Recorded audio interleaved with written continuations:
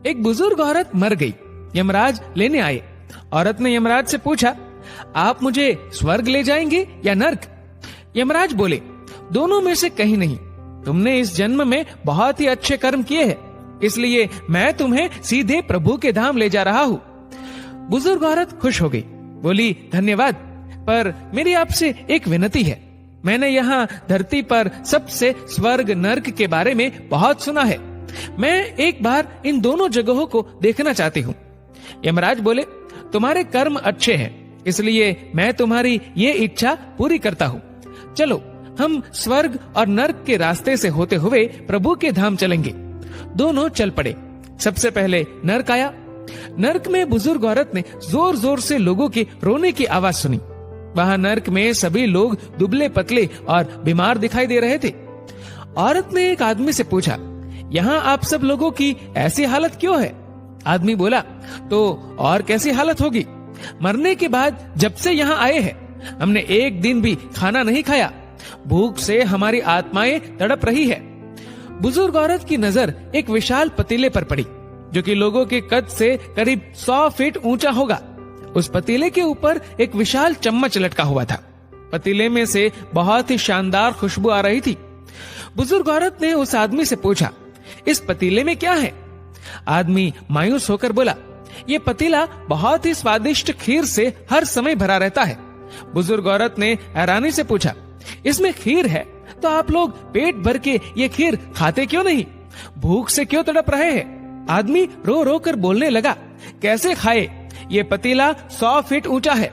हम में से कोई भी उस पतीले तक नहीं पहुंच पाता। बुजुर्ग औरत को उन पर तरस आ गया। सोचने लगी, बेचारे खीर का पतीला होते हुए भी भूख से बेहाल है। शायद ईश्वर ने इन्हें यही दंड दिया होगा। अब यमराज बुजुर्ग औरत से बोले, चलो हमें देर हो रही है। दोनों चल पड़े। कुछ दूर चलने पर स्वर्ग आया। वहां पर बुजुर्ग औरत को सबकी हंसने व खिलखिलाने की आवाजें सुनाई दी। सब लोग बहुत खुश दिखाई दे रहे थे।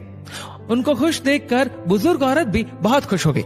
पर वहां स्वर्ग में भी बुजुर्ग औरत की नजर वैसे ही 100 फीट ऊंचे पतीले पर पड़ी, जैसा नर्क में था।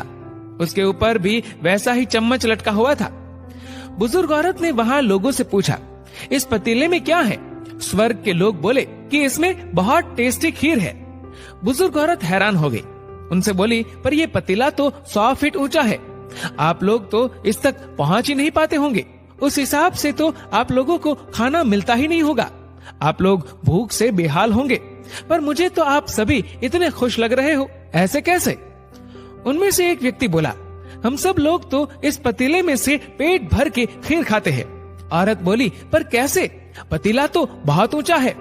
व्यक्ति फिर बोला, तो क्या हो गया? पतीला ऊंचा है तो यहाँ पर कितने सारे पेड़ हैं। हमने इन पेड़ों की लकड़ी ली, उसको काटा और एक विशाल सीढ़ी का निर्माण किया। उस लकड़ी की सीढ़ी के सहारे हम पतीले तक पहुँचते हैं और सब मिलकर खीर का आनंद लेते हैं। बुजुर्ग औरत यमराज की तरफ देखने लगी। यमराज मुस्कुराए और बोले, ईश्वर ने स्वर्ग और नर्क मनुष्यों के हाथ में ही सौंप रखा है। चाहे तो अपने लिए नर्क बना ले, चाहे तो अपने लिए स्वर्ग। ईश्वर ने सबको एक समान हालातों में डाला है। उसके लिए उसके सभी बच्चे एक समान है। वो किसी से भेदभाव नहीं करता। वहाँ नर्क में भी पेड़ पौधे सब थे, पर वो लोग खुद ही आलसी है। उन्हें खीर हाथ में चाहिए। वो कोई कर्म नहीं करना चाहते, कोई मेहनत नहीं करना चाहते, इसलिए भूख से बेहाल है। क्योंकि यही तो ईश्वर की बनाई इस दुनिया का नियम है। जो कर्म करेगा, मेहनत करेगा, उसी को मीठा फल खाने को मिलेगा। स्वर्ग के सपने छोड़ दो, नर्क का डर छोड़ दो। बस आपकी वजह से किसी का दिल ना दुखे, इतना सोचो। बाकी सब कुदरत पर छोड़ दो।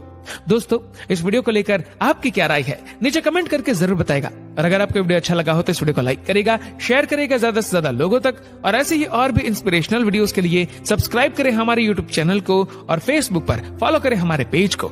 धन्यवाद।